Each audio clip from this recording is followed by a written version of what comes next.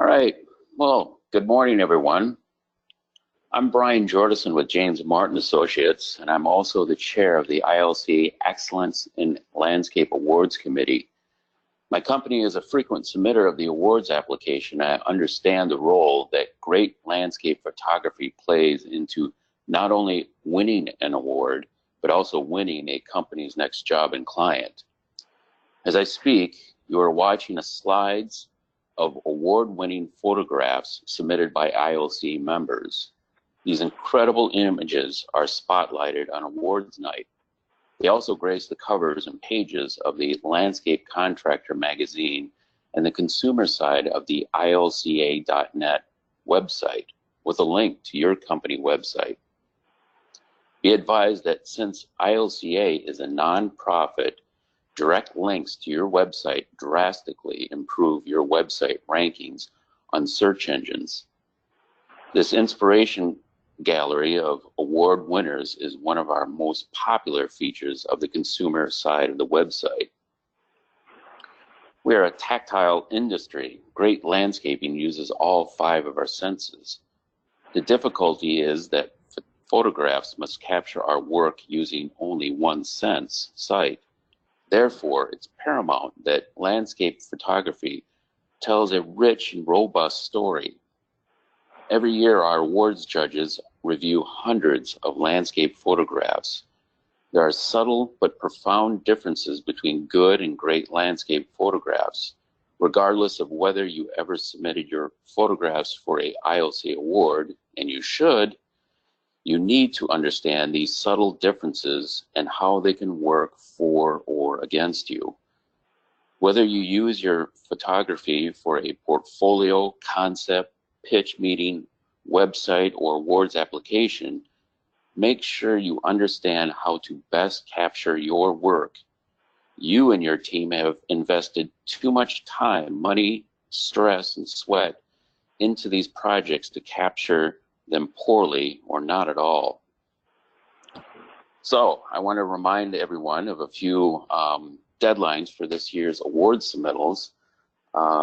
Early deadline will be October 7th of this year, with the overall deadline of October 21st.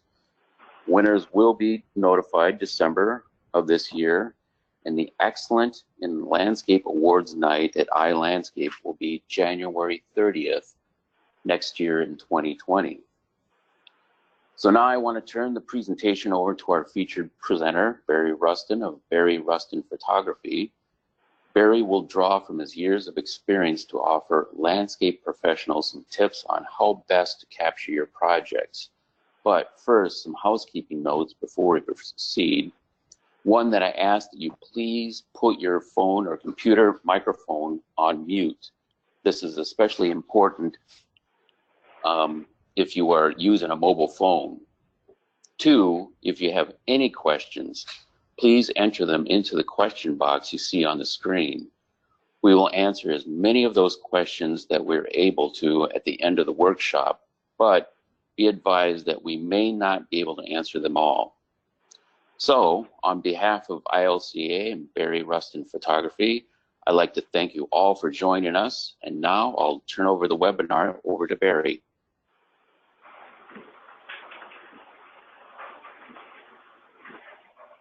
Good morning, everybody. My name is Barry Rustin. I'm a Chicago native, and I began my photographic adventures in 1981, specializing in architectural, landscape, and interiors photography. I've traveled around the country with this specialty. In the early days of my career, myself and most of the photographers that I knew, we dragged around many cases of equipment. We had view cameras with dark cloths over our head. You may have seen us by the side of the road on occasion. And we had those notorious film cases, which gave us the sweats in every airport we traveled in for fear of losing our images on the way home. But in today's world with digital technology, the process has become so much easier, And folks like yourselves can often take great images with the right cameras and the right techniques. So I'm going to start going through my presentation. And we'll talk today about taking great landscape photographs, and I'll give you as many professional tips as I have. So what makes a great landscape photograph? There are, in my mind, four major points. It's important that your images convey the problem solving pertinent to your job. What did your client ask you to create? What were the needs they had for their family or their business? How did you address those problems? Did you use unique solutions, new materials? These are things that are very important to convey visually so that you have the ability to show this going forward to future clients. Next point, include the primary design elements. I think that's obvious to most of you. If you have certain pavers, rock walls, water features, fire areas, all those ideas, terracing, whatever you may have brought to this project that is a major feature, and certainly if it's unique, it needs to be highlighted. Leading the viewer through the site. I think this is important to tell a complete story. Your photographs not only need to show how the landscape looks in relation to the structure, if there is structures on the property, but we should get a sense of what it feels like to walk through the space. So starting with an entry point and creating a virtual tour, if you will, with still photographs. And finally, explaining that relationship between the landscape and the structure. There may have been some serious limitations posed by the existing site. There may have been regulations and ordinances you had to comply with. There may have been difficulties with the terrain itself. I think that is also really important to bring across in the photographs. So images that convey problem solving. So define those project goals and show the solutions. When you're at a location that has a big area, it's important to get a vantage point. We'll talk a little later about drone usage, but another method for capturing good overall views is finding those vantage points. Look for roof access, an open window, or if all of those ideas fail, there's always a tall ladder if you feel safe enough to climb. In this particular image you're looking at, it was a treatment facility, and the client was very strict about not showing faces of residents. So I felt the large photograph would have looked quite empty if it were not in use, if you did not see activity. And we came to agreement that we could use the human shape if it was far enough away that we could not really make out the faces of those people.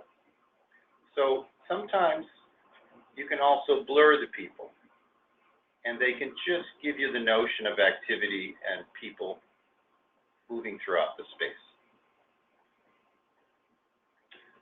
What to focus on when shooting a landscape? Again, stressing those major design features. Very important to welcome you as though you are arriving at this building. What does it feel like to drive up? What's your first initial impression? Understand the movement of the sunlight throughout the day. Very critical. Every photographer shows up to a job, and I assume the first thing they do is think about how does the sun move throughout the day? Where is it going to hit? What kind of shadows are going to be created? How do we get textured stone to look textured? Of course, that would be side lighting. So when does that occur? These windows of light can be very tight. Those surfaces on those columns you're looking at may only be lit for a 1 hour or a 90-minute stretch during the day, and that may only be in a certain month of the season. So understanding where the light hits, when it hits, is really critical to a successful photo shoot. Of course, you've got to know your weather report. You never want to show up and be surprised. It would be awful to have your client clean up their space, have everything ready to go, and whoops, I'm sorry, it's 40-mile-an-hour winds and we are raining this morning. And finally, on this shot, eliminate visual distractions. We'll talk more about that, but the concept of clutter is very harmful to good images that you want to create to communicate clearly. You want the eye to focus on the most important features and not be distracted by unwanted cars, things hanging off the roof, debris, even cigarette butts in the pavement. Any good photographer has probably collected thousands of cigarette butts in his or her career. Those visual distractions, I can't stress that enough. Too many cooks or visible objects in your view will spoil the shot. You've heard that saying. Too many hands, too much food, it's not what we're looking for. Focus in on what really matters and take away what you don't need to see. So, some of you do both commercial and residential, and perhaps some of you specialize in one or the other. The basic concepts of good photography remain the same. I have broken this out into the two sections, but really they overlap in almost every respect. When you first get to a job, you want to scout it in advance of the shoot date. A scouting session for you or your photographer, I believe, is expected. If somebody that you are hiring doesn't bring this up, I think you should bring it up. There are so many important issues that can be troubleshooted in advance of a photo session, and you do not want to be wasting your time on the day of the shoot running around, picking things up, changing light bulbs, cleaning windows. Those are all things you can catch in advance, and that will facilitate a smooth experience. Commercial environments are going to have a lot more moving pieces. There's a lot of activity, a lot of people coming and going, cars appearing, contractors may be scheduled that you didn't expect. You have to have a conversation with the property manager for optimum success. You want to make sure that you're selecting a date where there won't be other conflicts on the location. On the residential side, these things all apply. Scouting in advance is the gold standard.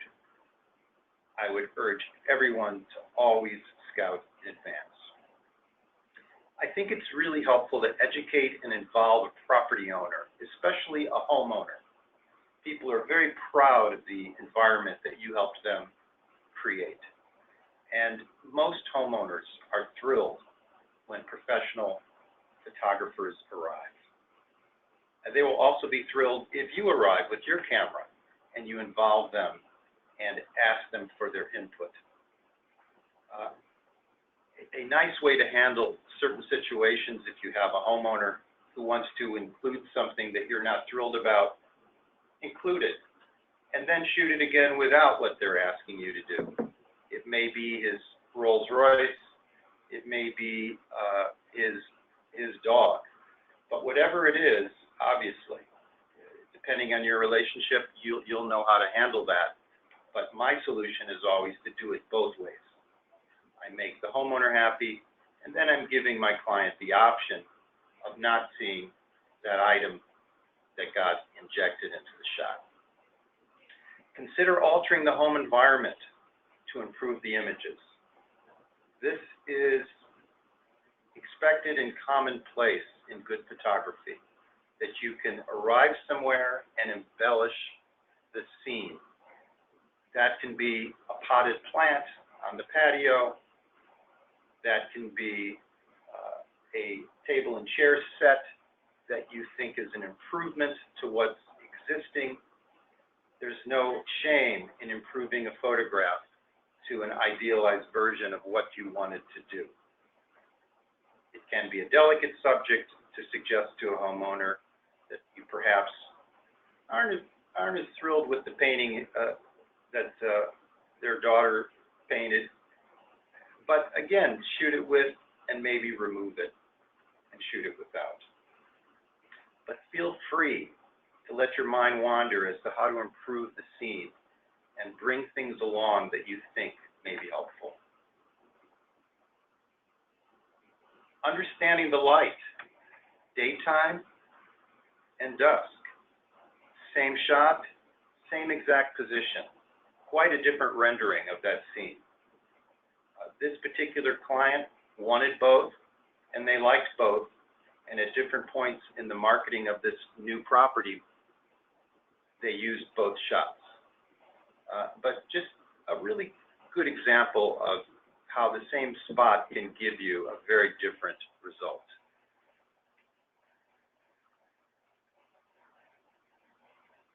Scheduling your shoot. What time of year gives you the best landscape photos? I think you'll know that answer when you know your plant materials and you know when they will look their best. Make sure you take a survey of what's in your garden and understand when things are flowering and what's most important to you. Unfortunately, there are some gardens where you want to be there 3 or 4 times in a year. Things are changing. You may want a photo shoot that spans an entire summer on occasion. And if you are doing this yourself, then there's no extra cost to you. I think it's very important to take a survey of what's flowering and show up at the right time and get the best looks you can get for your garden. Be aware of how the seasons affect the sunlight. I mentioned that earlier. It's very critical to know the angle of the sun. Obviously, different times of year, the sun is coming in at different angles. It's more overhead, middle of the day, early morning, late afternoon. You get that low raking light, different situations, different sunlight. So take stock of that. If you haven't thought about it, maybe just spend a little time at your job site looking around, make some notes, draw a few diagrams for yourself, and refer back to that when you want to set your schedule. Now, I'm throwing in a few shots today to just talk about what I did and what I changed and how I approached a location. This particular garden had the table and chairs in a different area. So I moved it into the picture to fill that right side. We threw a few goodies on the table to make it more colorful, and you'll notice that those colorful objects are breaking into an otherwise dark background. That creates a nice pop and a nice highlight on those colored edges. That little girl happened to show up. She was the granddaughter, and that was no accident that she showed up. I had asked if the mom and the granddaughter could appear the day of the photo shoot. I thought it would be fun to have a kid in this picture, and I used this nice little girl in 3 or 4 different spots in the garden. When you get a model like this, do a lot of shots. Don't just set up one spot. Let them wander, let them play. It's fun to get them in different places.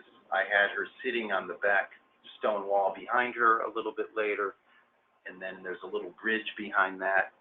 she was also standing on the bridge. So mix it up, have fun. Obviously, make sure the models are relaxed. I always talk to them first, get to know them a little. I just don't show up and throw people into a picture. I think that's just good technique to build a little friendship at the beginning of a shoot so people, especially children, can be relaxed around a camera. The lighting and the weather conditions. We talked about the angle of the sun and shadows. Which day is going to be best? Well, a sunny day is not just a sunny day.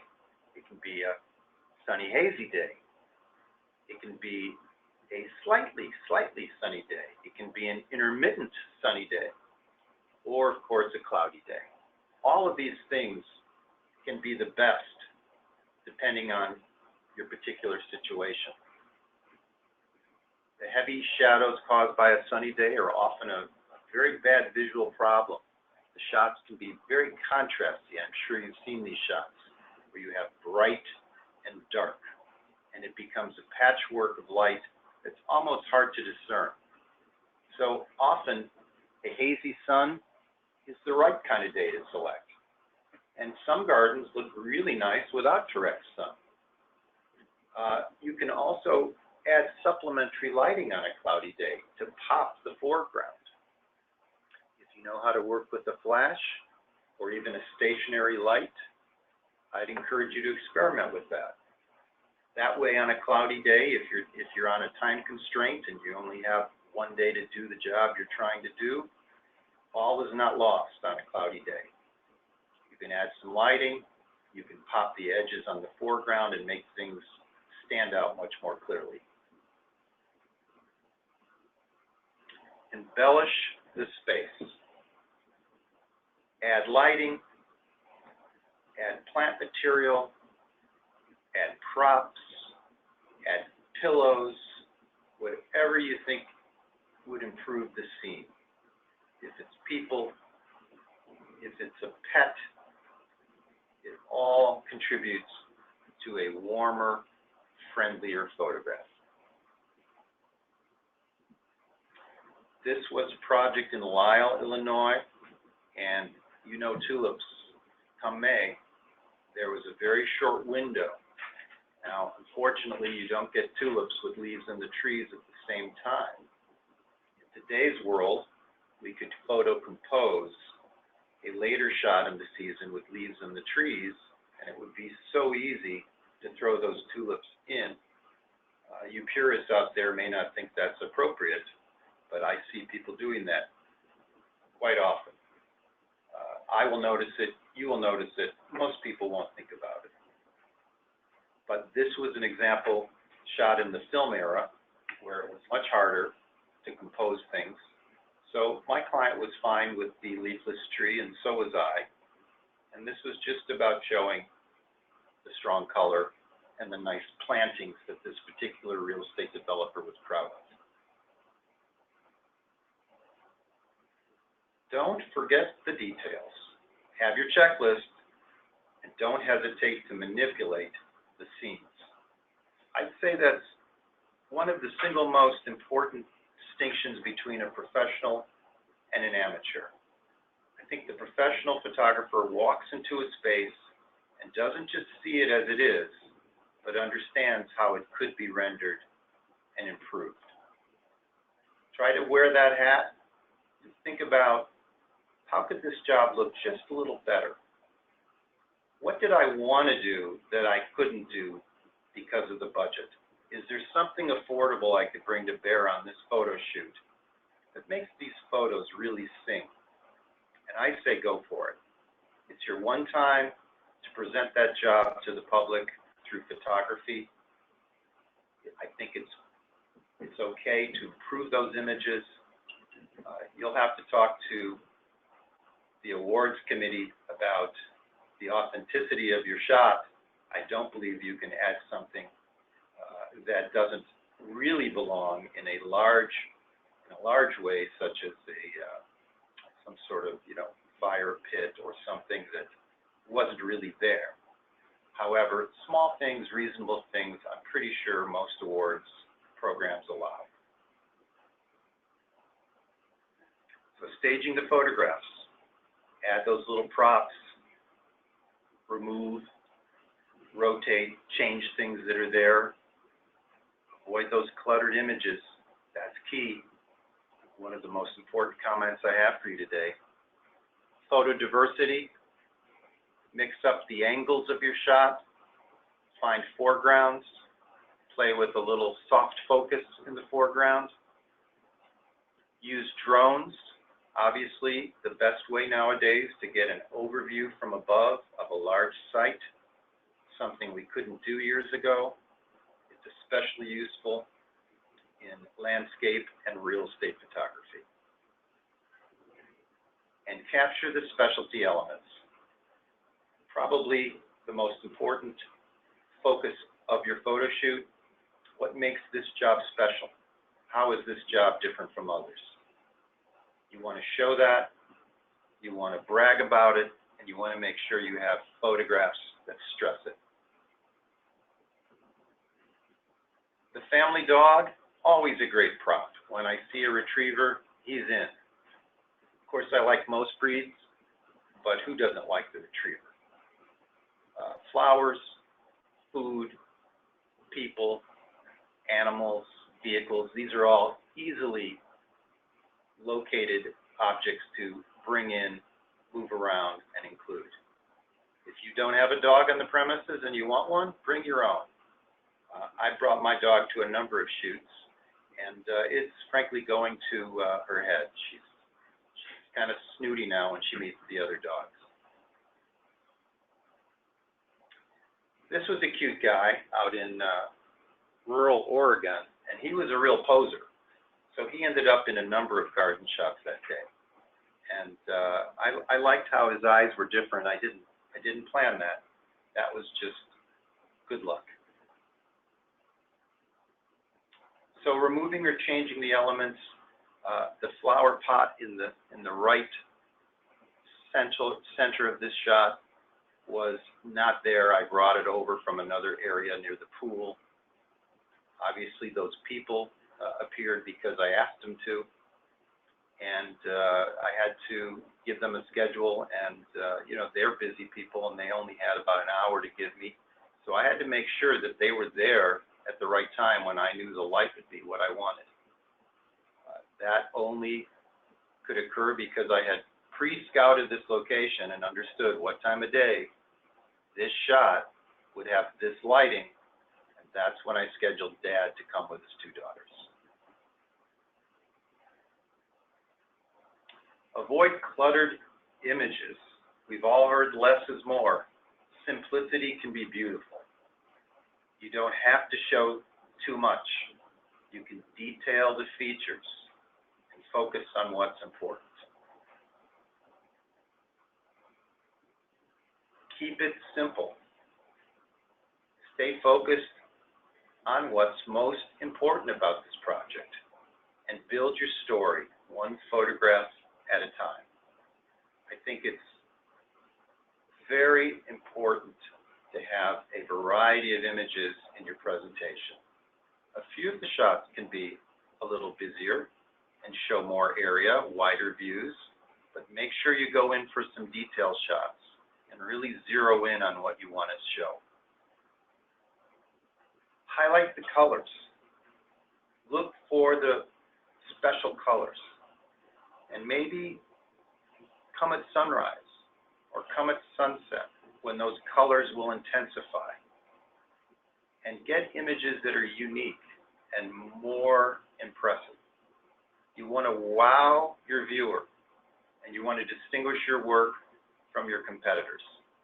I think one way to do that is to look for the color.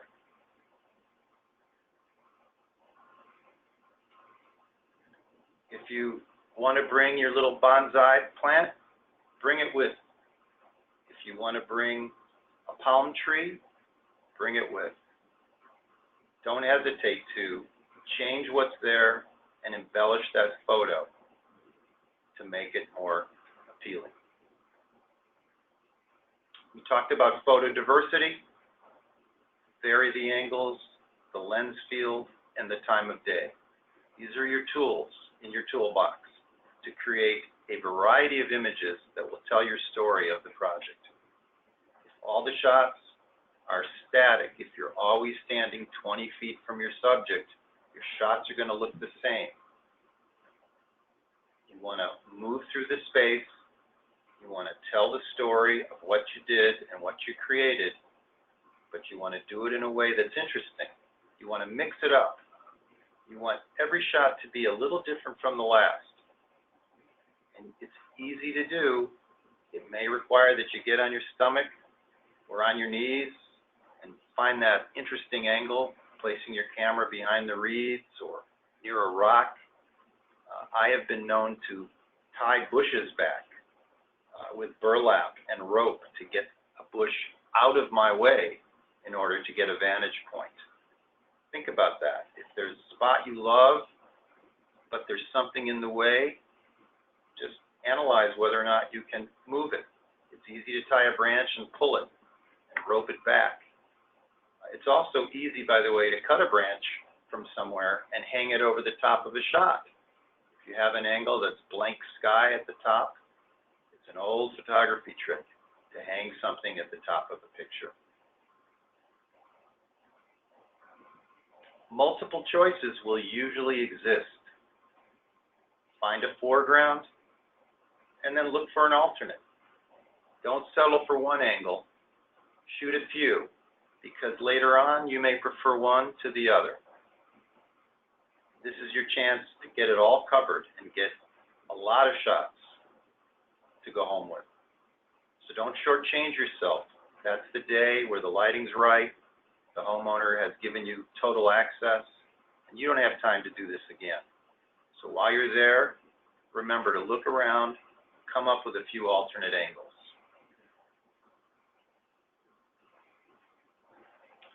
Drones are a big deal these days. I've used them a few times. I've hired an excellent drone operator.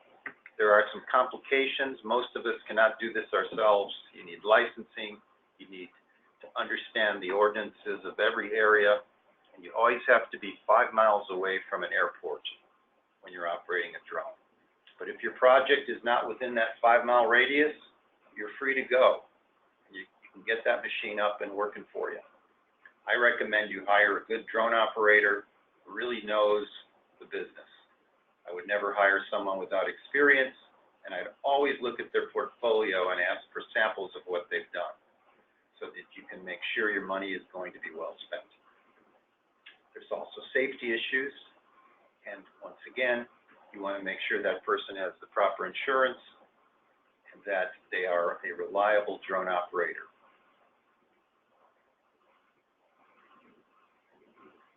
The specialty elements, there's a few in this picture.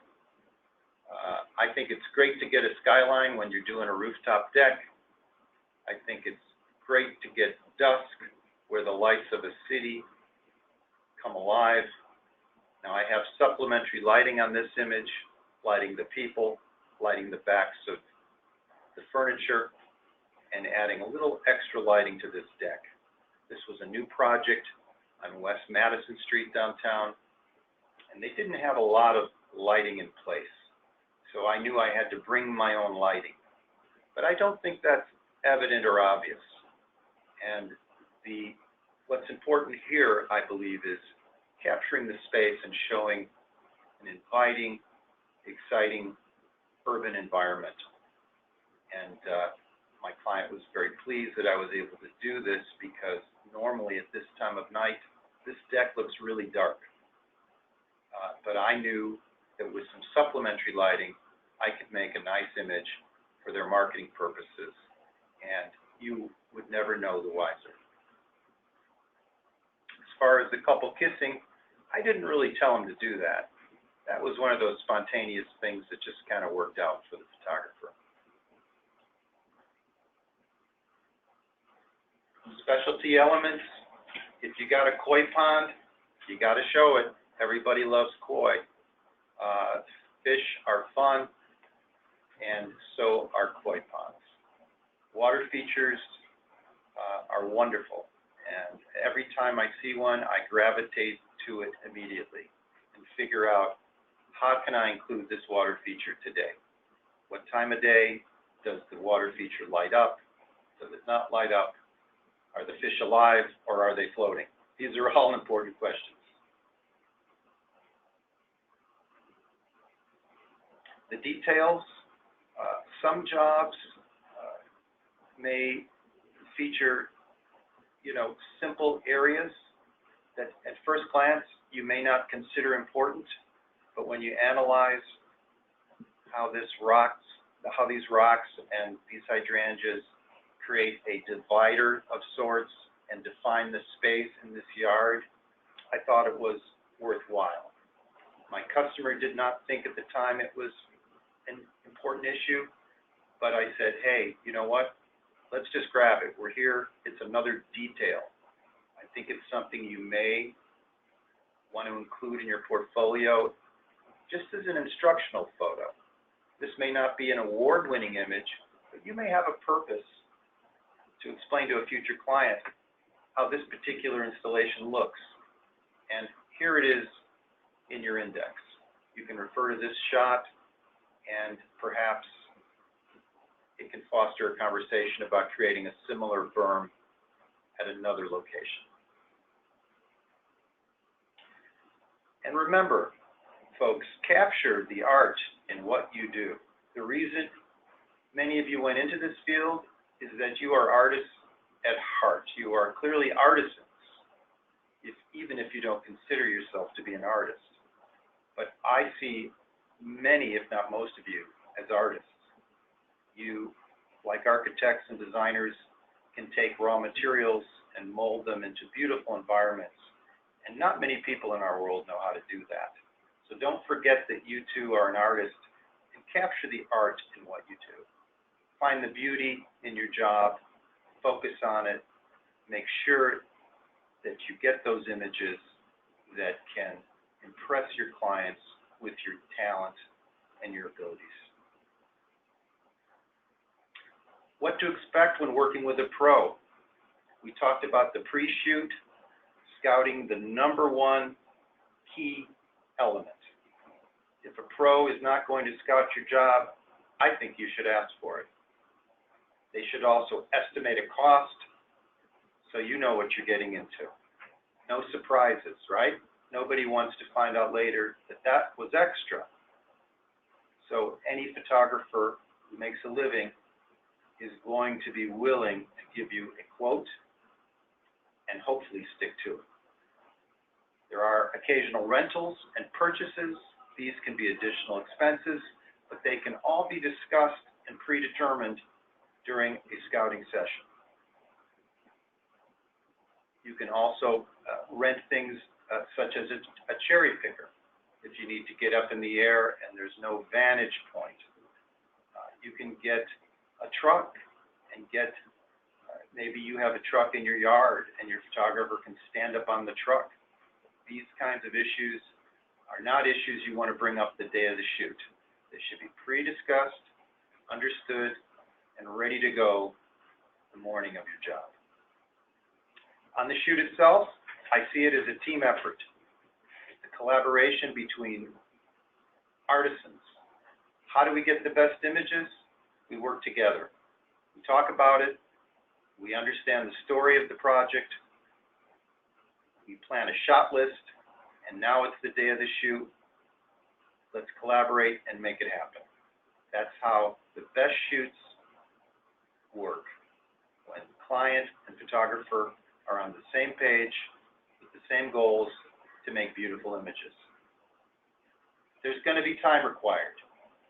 I know many of you can't devote a whole day and be sitting there feeling like you're holding someone's hand. But questions will arise throughout the day, and those are questions really best answered by you. So if you cannot afford to devote the whole day to a shoot, please go on that scouting session and pick each other's brains and try to get all these answers on paper so that the photographer is going to execute your wishes and your desires. You don't want to later review an image and ask the question, why did you do that? That on-site review, that's going to be happening as you make a photograph. Many photographers nowadays will bring a laptop and tether their camera, and you'll have the opportunity, if you ask, you'll have that opportunity to look at the shots on screen as they're being taken. Not every photographer will do this. Many of them like to keep the clients out of the camera. So if you're someone who wants to be actively involved in that visual analysis, I would make sure you bring that question to the table. Will you be bringing a laptop on Thursday? Will I be able to look on a big screen? Because a lot of folks find it hard to look in that little screen on the back of the camera. The post-shoot process is really simple. You're going to have a digital file review. The photographer will send you a link, in most cases, to the images. You can talk on phone. You can review them and come to some consensus about possible post-production retouching. It's very common that even in the best of circumstances, there are going to be a few things you don't like. It could be an air conditioning unit on the top of a roof line. It could be some staining on some stone. These are things, obviously, that can't be rectified by a photographer. But Photoshop is an amazing miracle nowadays, and we can all look great, and so can our projects. You're going to also discuss the final output, the high resolution quality or the low resolution quality. Do you need the raw images or the JPEG files? You're going to ask those questions, and the photographer will tell you what their custom is, and you can make any request that you need. You are the client footing the bill, so it's really up to you to explain to them what you're looking for. If you're not familiar with technology, ask them to explain the options to you. And there's really not a lot of options. There's just a few ways photos get delivered nowadays. It has more to do with the resolution size equaling a quality, and that is especially important if you were to blow up images to print size. So if you have intention of making some of these pictures for your office wall, you want to make sure you're getting the high resolution file as your end product. Thank you very much. It's been a pleasure talking to you all today. So if anybody has any questions, go ahead and enter them into the chat box. We don't see any right now, but we'll keep it open for a couple minutes. I had a question, Barry. With Instagram becoming the most popular social media network, how are you seeing photography change in this era? And then also, what implications might that have for landscape photography or people trying to take pictures of their landscapes? I think Instagram and most social media platforms are amazing vehicles for publicity. I hear stories all the time of people getting clients, finding work because people have seen their images on these platforms. Instagram is one of them. There's a site called Flickr where people post photographs. Obviously, even a Facebook page can be an amazing vehicle for self-publicity. It's inexpensive. It just takes your time. And I hear more and more about colleagues of mine making time to post their images online. I think it's a great idea. I think if you have someone in your office that is tech savvy, if you're not the person that wants to do that or learn how to do that, anyone works for you can probably do it pretty quick. I think it's a great idea. We did get one question. What aspect do you recommend? 3x4, 16x19 vertical? I think the larger size is always going to be better. I mean, just in terms of digital quality.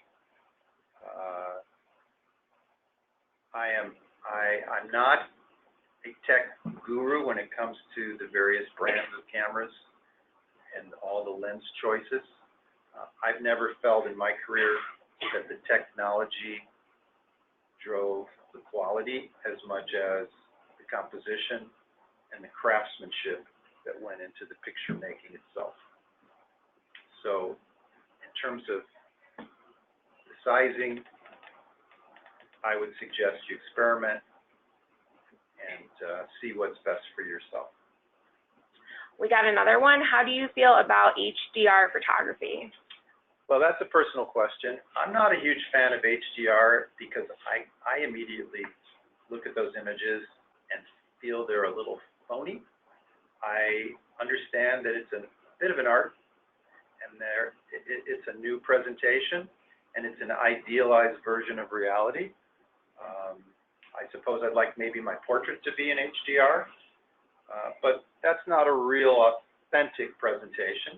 It certainly is enhanced, and there's a time and place when I find them on the wall to look appealing and attractive, and they draw me in. But I would not recommend doing an entire shoot HDR. I think it has a bit of a fake news presentation to it. We have another one. What digital camera brand do you recommend? I personally like and use Canon cameras, and some of my competitors like and use Nikon cameras. And I would say those still remain today to be the top two professional brands in the marketplace. However, I know other people that use different cameras, and they're very happy with the outcome they get. But if I were shopping, I'd be looking at those top two brands. Any night lighting tips? Night lighting tips, sure. You certainly want to make sure your location has outside outlets. Otherwise, you're opening windows and plugging into people's homes, which is not always practical, especially when it's mosquito season. But I also have a light that I purchased on Amazon that plugs into my cigarette lighter in my car. So it's just a little extra power coming out of my car. I've even positioned my car headlights on occasion and wiggled my car around to create a little night light that way. But if you want to buy a lighting kit, you can go to any number of places on the internet or a store and buy some simple lighting that stands up on a property. The biggest issue is always plugging in. Where are you going to draw power? And that's something you need to know in advance. I had another question. One of the biggest complaints or obstacles a number of submitters to our awards program say is the lack of time.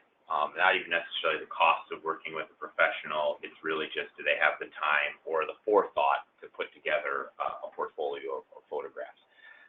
What steps should the contractor or the client in this instance be thinking about, at the beginning of the landscape season, potentially during the landscape season, and then also, when they reach out to the professional?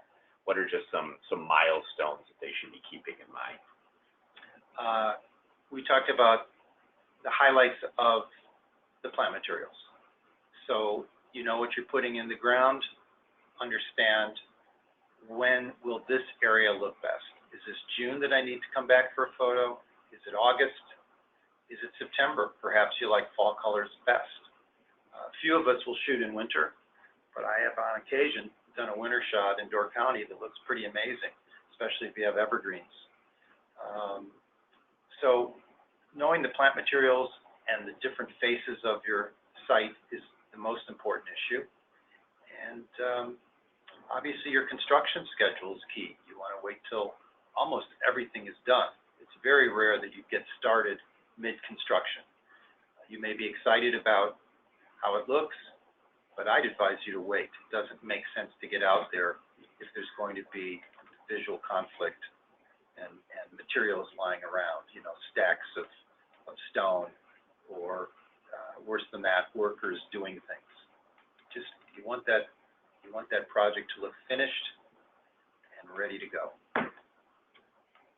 And then how much lead time as a photographer do you prefer before you actually would sit down for a shoot? Is that something that you're working with your own backlogs during certain times of the year? If they're reaching out to a professional, what should the expectations be? Most photographers will will be looking for a 2 to 3 week lead time when possible. It doesn't always work that way. It's not a perfect world, and I recognize people often call in a panic. They just learned about the awards program, and oh my God, can you get out there next week? And that's going to happen, and you may have to call a few photographers to line up somebody that's available. But obviously, if you can, be thinking in advance and try to give somebody at least a 2 to 3 week window. Because let's remember, not every day is going to give you the right weather conditions, and not every day is going to be convenient for the homeowner or the property manager. So you may think it's a 3 week window, but you may only be giving that photographer 5 days in which they can work. We got another question from an attendee, not to get too technical, but do you prefer to shoot with as much depth of field as possible? Yeah, I do. I'm not a big fan of super out of focus things. I always feel like when one thing is out of focus, it's too attention getting. So if I'm like right on top of some plant material and it's super soft in the foreground, that can be, to me, a visual distraction. So I tend to back off just enough from everything that you can really understand what you're looking at, and that there's enough sharpness to it that you recognize it and you know what kind of leaf that is. And I also like depth of field to go far back into the picture, so you can really get sharpness in the background, so you're not blurring out there as well. Well, if there's no more questions, on behalf of the Illinois Landscape Contractors Association, I just want to thank Barry for participating in today's webinar, leading it. This was fantastic. I hope it was eye-opening to a number of the individuals on the call, whether they are submitters to the awards program or potential future submitters to the awards program. I think understanding, what it takes to take professional landscape photography and how that can be the first domino in a lot of your marketing efforts. And as I said, not only to recognize the current job, but potentially also to pick up the next job. So on behalf of the ILCA and the awards committee, I want to thank everyone for joining us today. And of course, once again, thank Barry Russell. You're welcome. It was a pleasure.